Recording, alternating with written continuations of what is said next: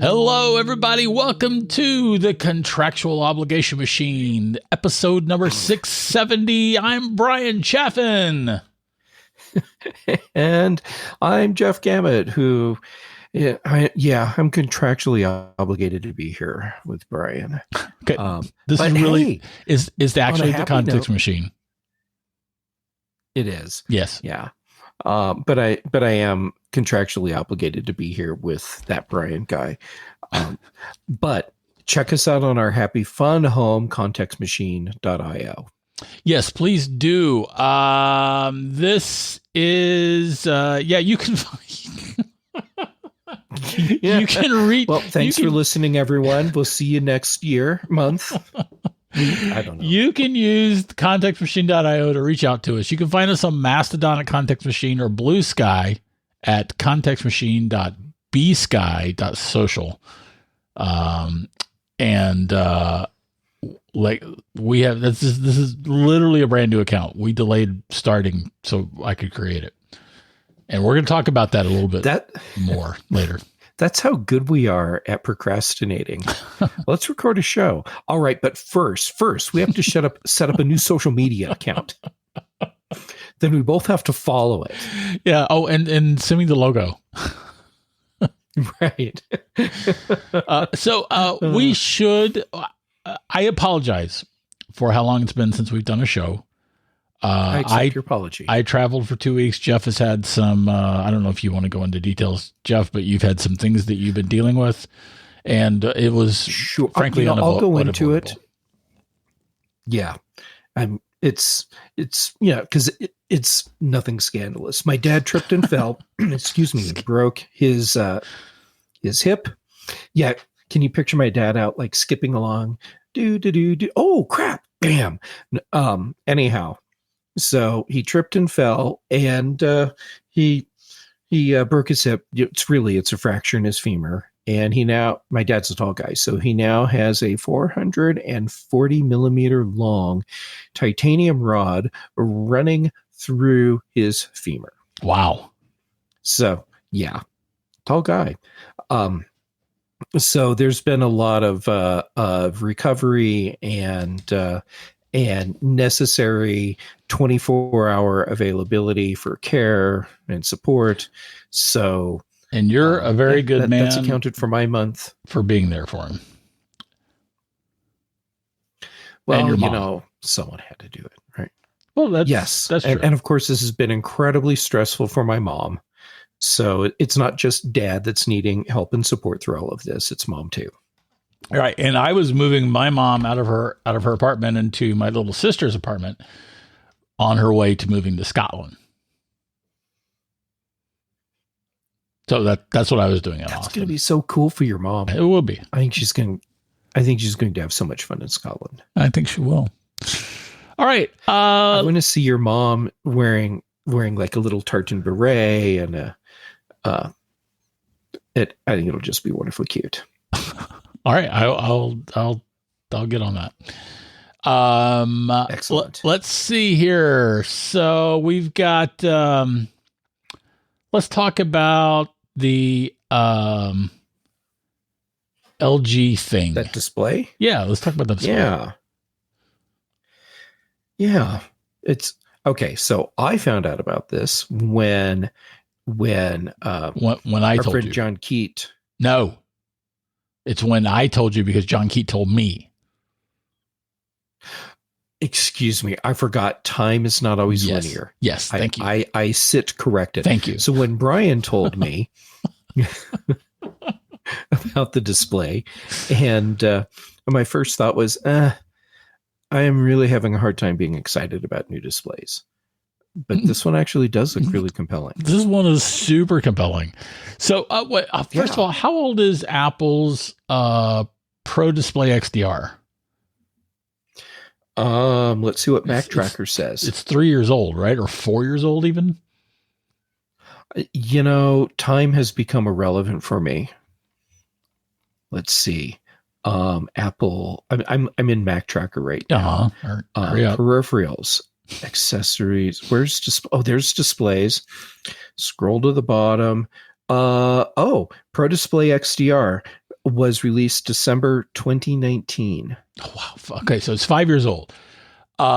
This LG Ultrafine TM 6K monitor model 32U9908, because, it's LG. I mean, that name is so sexy. I'm kind of blushing right now. Yeah, fair enough. It is a better monitor, but it's also 5 years newer. At 5 years newer. So 5 years newer. I don't even know what I said. Yes, this display is 5 years newer. Yeah. But the exciting thing really about fancy. it is that it has no bezel. I would love to have no bezel.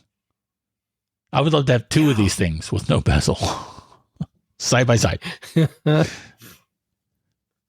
Yeah, and you have a machine that can drive that, so giddy up. Well, yeah, it could probably drive it, yeah. You have a Mac Studio. Yeah, I have a first generation Mac Studio. If a first gen Mac Studio can't drive 2 4K displays, there's 6K displays. Whatever. 6K displays. If it can't drive 2 6K displays, okay, it probably can, but the problem is we don't know how much it is. So Apple's Pro Display XDR is still $5,000 for the standard glass and $6,000 for the nano texture glass. We don't know how much LG's is. It has a very similar. I say similar. It has a very similar hinge on it. Mm-hmm. At least it's similar looking. What we don't know is if it is up to Apple's quality standards. But it feels like they were very much aiming at Apple's standard here for this kind of display. And then they beat it. They beat it with the bezel-less thing. It looks super sexy. Yeah, I want to know, and there's a lot we don't know about this because they showed it off at CES, which is actually happening right now. So we don't know when this is coming out, how much it'll cost.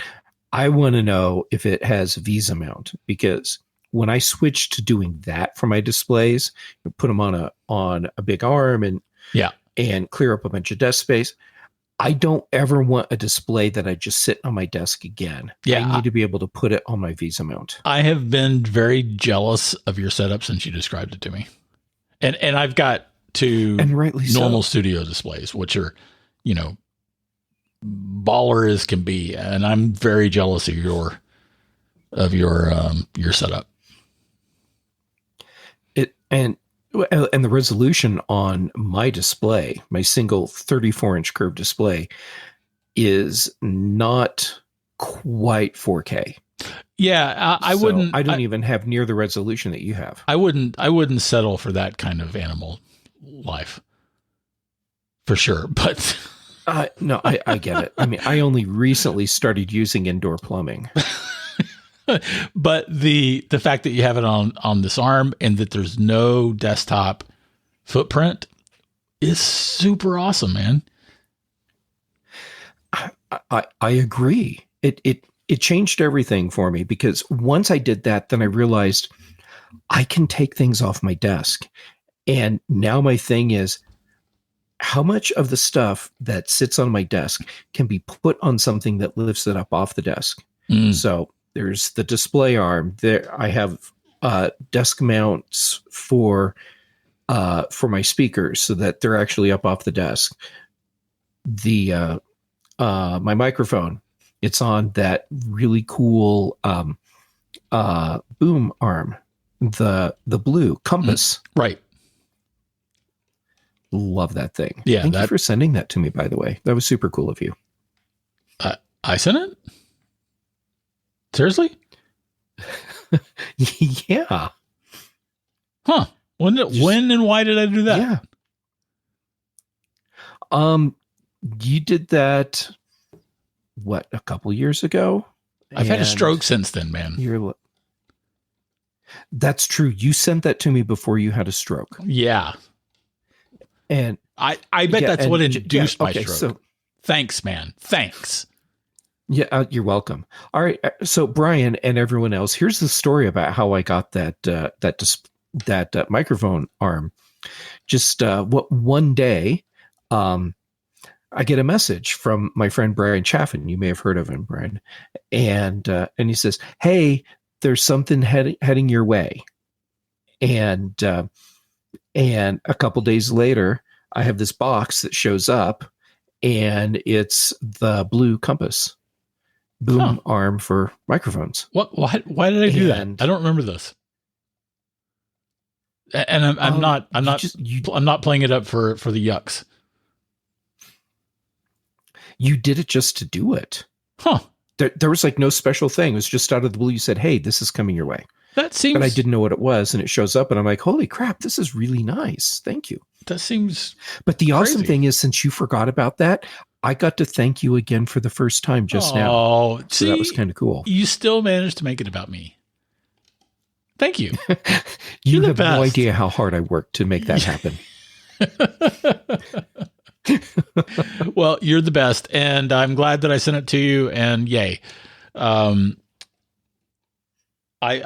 do have one of those, and it's awesome. So yeah, I would love to put my displays up on those kind of mounts. Like it changes everything. Once you find those things that clamp on your desk for whatever it is that lifts it up off, speaker stands, whatever, man, it changes everything. I've got this TV on my desk too. That I could put on. Does it have a Visa mount? I don't know, but I'm sure it does, or at least that I can add one. Yeah, I could. Yeah, I would love. Yeah, look for the screw holes on the back. Yeah. Right. Anyway, so that's that's this display. There's a lot we don't know about it. It was showed off at CES, and it was showed off. Hey man, I seen it. I seen it. Dang. It was shown. I can't believe. No one needed to hear that. It was shown off at CES. It didn't have pricing announced. I don't even think there's a shipping date announced. So if to our long-term listeners might recall that CES is often a place where things get shown that don't necessarily ship, or they're shown long before they ship. And this is especially true even for the big boys, like companies like LG, where they need to announce things to get them into the distribution system early. Mm-hmm. So right, because CES is about manufacturers getting connected with the distributors and resellers so that all those amazingly cool products that you want to buy actually get where they need to be so you can buy them. Right. I'm guessing this will be between $2,000 and $3,000. I was going to guess it'll be 3,000. So there we go. I'm in line with you on that. Yeah. On a side note, I actually miss CES. I had so much fun going, and I'm having the FOMO thing because I'm not there. That's funny. I was talking to Dave Hamilton, the co-host of the Mac Geek Gab, Gig Gab, and I don't know, other shows. And my former business partner at the Mac Observer, you might remember him, Jeff, I like to call you. Oh, that's where I met him. Right. We were just talking Actually, about... Dave and I met before that, but yeah. That's true. That is true. Anyway, we were talking about CES, and I was thinking about the fact that, I've lost 85 pounds now, and I might not hate CES as much. Yeah? Yeah. Okay, cool. Well, maybe next year we can get someone to sponsor us to go. Maybe. We'll see how much stuff we can check out and provide our context on for the context machine. Well, we could stay at my buddy Grant's condo. Right. So, we don't even need that much of a sponsorship. So, well, no, we need a really big sponsorship. I mean, right. We need a big sponsorship. Brian, don't you know how this works? Right. And yeah, his condo only has one bed, and I'm not sharing a bed with you. It's going to be awkward. Are you big spoon or little spoon? Big spoon. That's not going to be that awkward then. Right. So let's move on to our other fun topic, which is something I was calling Zuck's Muck.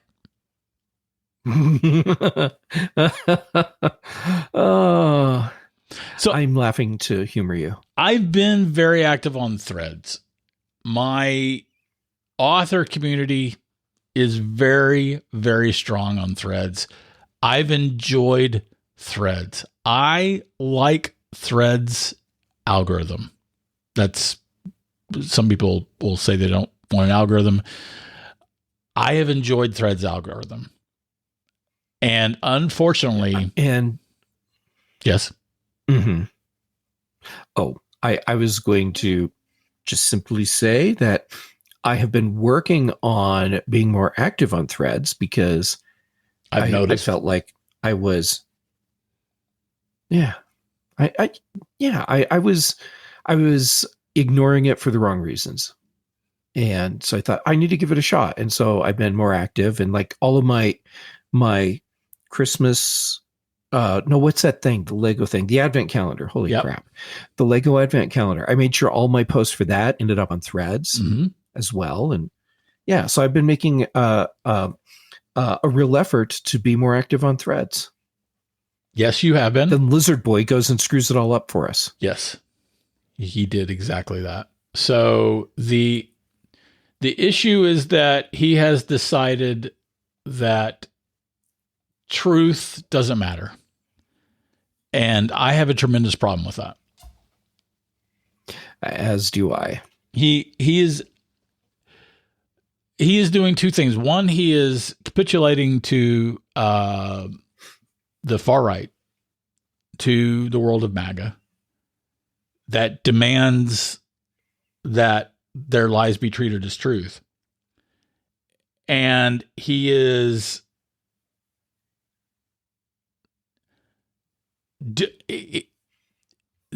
so Meta has basically announced that they're disbanding their moderation teams. They didn't basically announce that. That's literally what he said. Yes, thank you. And that they are basically firing their third-party fact checkers, and they're going to replace the whole system with a community note system, which has done nothing but crap on X. Yeah. They're doing exactly what X is doing for content moderation, and we can see how well that's working out there. And I did find it interesting that Zuckerberg, man, I really had to stop myself from saying something you're going to have to edit for his name. Anyhow, he was like saying what's usually the quiet parts out loud. And he talked about how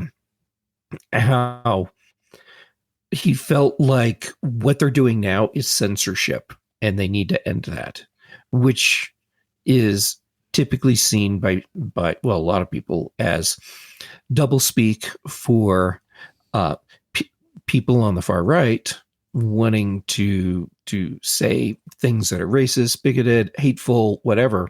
Untrue. That they didn't like being blocked from that. Yeah. Making up stuff. Yeah. Lying. But now they can do it. It's okay. Yep. And I mean, this comes on the heels of him hiring Kaplan, who was a GOP operative, and hiring originally before that Clegg from the UK, who was a far right activist. I mean, he is. I don't know why. I don't care why, but he is fully embracing the right, and in a way that is objectively crappy, above and beyond politics. The idea that social media companies do not need to be responsible for the accuracy of what is posted on their sites is flawed. Yeah. And now, okay, so I said that I am, or I have been working on getting more invested in Threads. And after the Lizard Boys announcement, I was like, well, I'm done. I've already seen how that works out on X. I don't need to be around to watch it happen again on Threads. But this also applies to Facebook and Instagram. Yep. I am heavily invested in Instagram. So am I. So and you're heavily invested in Threads and Instagram. I'm not invested in Facebook. I do have an author's presence on Facebook that I pay lip service to. Mm-hmm. All right. Well, here's my question, which I'm now tossing out to our vast and wide and very intelligent audience. Which photo social service should I be using instead of Instagram? Well, that's a good question. That's a good. Yeah. So, I mean, Blue Sky is currently, Blue Sky and Mastodon are both currently free of the political machinations that have gripped Meta and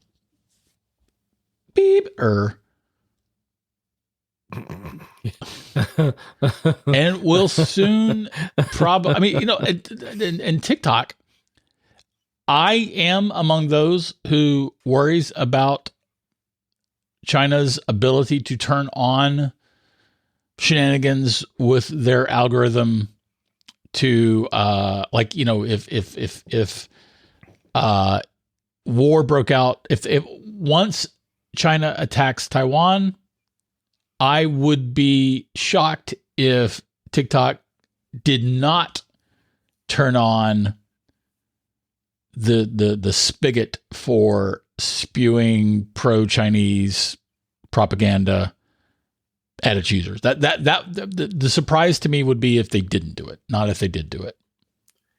Well, at this point, would you be surprised if the big name social media platforms in the United States that have decided that they don't want to do any sort of control on what type of content is showing up on their sites, if it's in their best interest, would they also not start spewing pro-China content?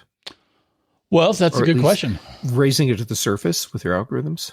I mean, Hollywood capitulated to China a long time ago. China is a huge market. And the capitalistic system rewards access to that market. And China has been very good at punishing its critics by denying access to its market. Its markets. That is a reality. To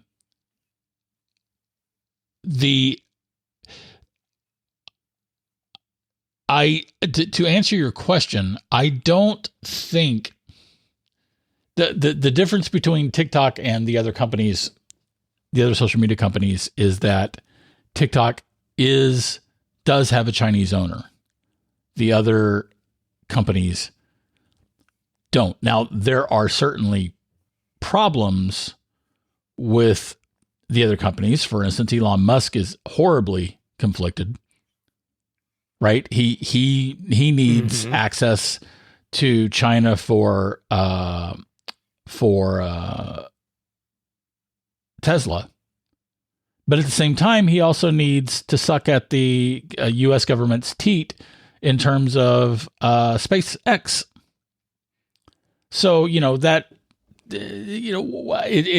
is a toss-up as to where his personal conflicts, I like to call them. It's a toss-up as to which of his personal conflicts will ultimately prevail in terms of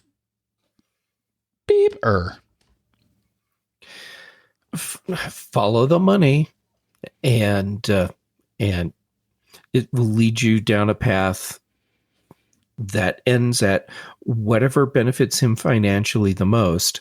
That's what will happen. Well, I don't know if that's true. I mean, because clearly his actions at have not made him any money. I mean, it's cost him billions, or that's a fair point, or his backers billions, but it has gained him the kind of Nazi machine that he apparently wanted. Yeah, which I guess that ultimately has worked out for him, considering he really didn't want to do the Twitter purchase, and yet here we are. Right. So back to the question of which social media platform can you trust? Mastodon is probably ultimately the most trustworthy of social media companies in the contemporary landscape. But I feel like it has user interface issues. It's not fair to call Mastodon a company. Yes, that's true. The way it's used. And Blue Sky is probably the second most trustworthy platform. But Blue Sky, to remind our listeners, Blue Sky doesn't use an algorithm. It simply presents posts linearly. You can make lists to your heart's content, but you're still going to see everybody on each list that you make. You're going to see everything they posted in chronological order, period. Some people like that. Which is great. Some people like that. Like me. I said earlier that I really like Threads algorithm. I absolutely like Threads algorithm. I find... the problem with presenting everything chronologically is if you have a lot of followers, you're inevitably going to miss stuff, or you're going to be spending all the day scrolling through your post if you want to try to catch up on everything. Yeah. Well, I mean, if you can make lists or groups and narrow down what you're looking at, it can be less overwhelming if you're following a lot of people. Or you could do like me and just unceremoniously declare social media platform bankruptcy several times a day, because it turns out I actually don't worry about missing stuff. And I figure I'm probably weird that way, but everybody's different. Everybody's different. Some people couldn't care less. Some people care a lot. It's a spectrum, and there's no, I feel like there's no right or wrong. Kind of like how Zuckerberg feels about content. Apparently. Yeah. Yeah. Although I have seen a couple people say on other social media platforms, not controlled by Meta, how they made a comment on one of the Meta-owned properties about how they didn't like the new plan the new processes and criticized not Musk. Wow, they're ultimately all the same, aren't they? Lizard Musk, Zuckerberg. There we go. Zuck. Criticizing Zuckerberg. And then shortly after that, all of their accounts that were, I guess, linked together, so it'd be their Facebook, their Instagram, and the Threads account, were all shut off. So they were just cut out from their accounts. Well, it sounds like something criticizing Elon Zuckerberg would do. It sounds like things that Elon has done. So I actually tagged Zuck in my ranty post on Threads. Mm-hmm. And I guess he didn't notice, or he didn't care.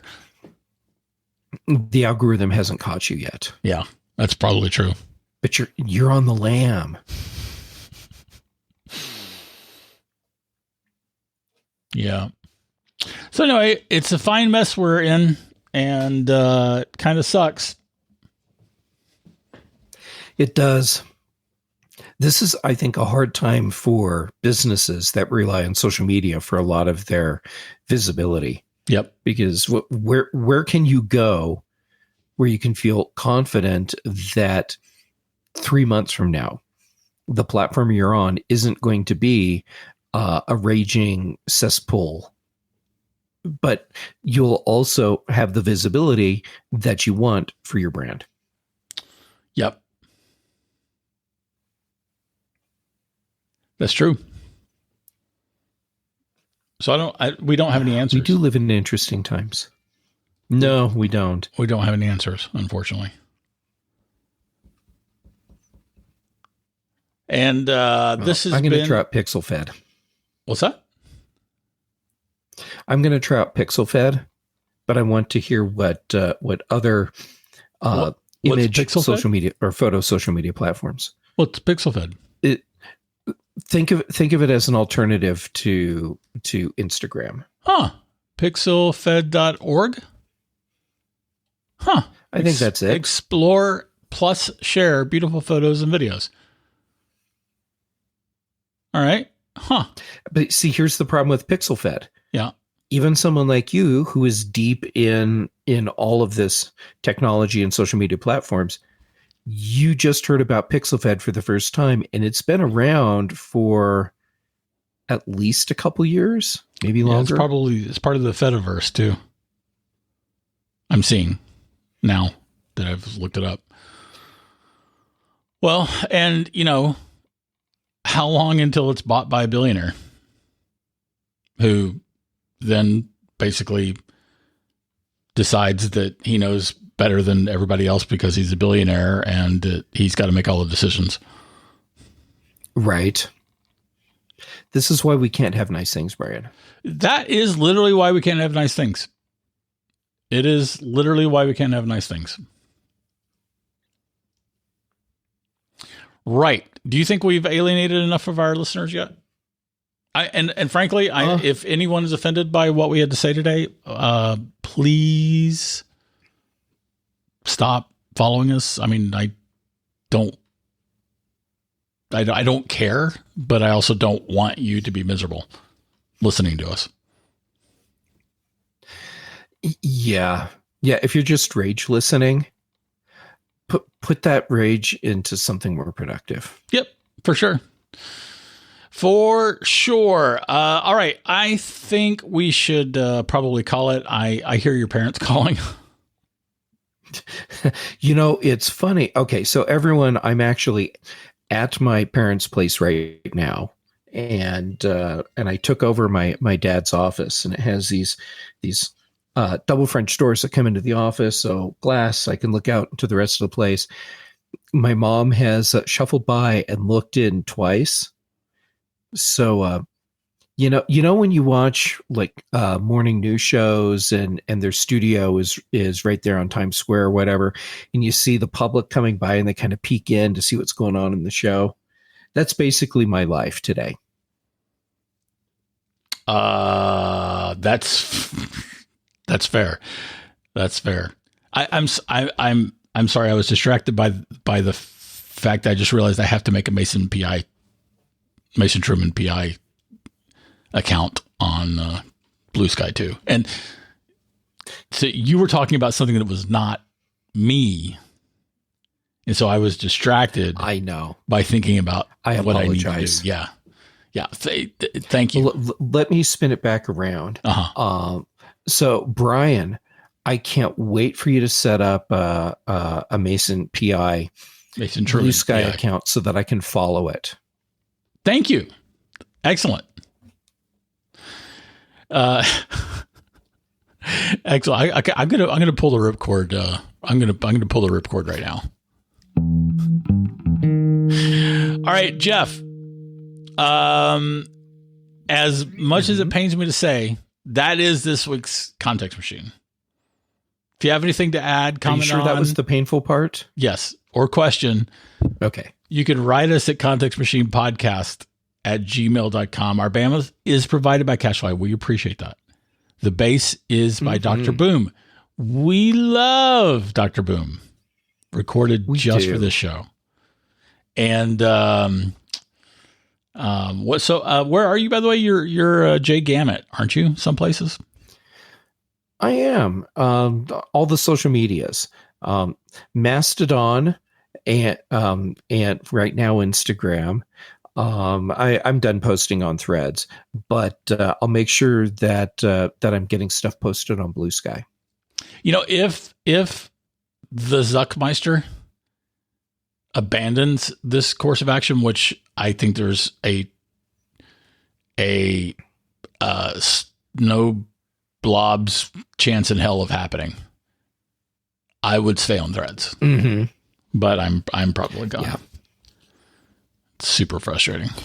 But anyway, yeah, I'm Geek Tales everywhere. We are Context Machine or Context Machine Podcast. I don't know. We're a couple places. I'm going to pull the ripcord now too. Yeah, do that. Spam calls, man. Non-stop spam calls.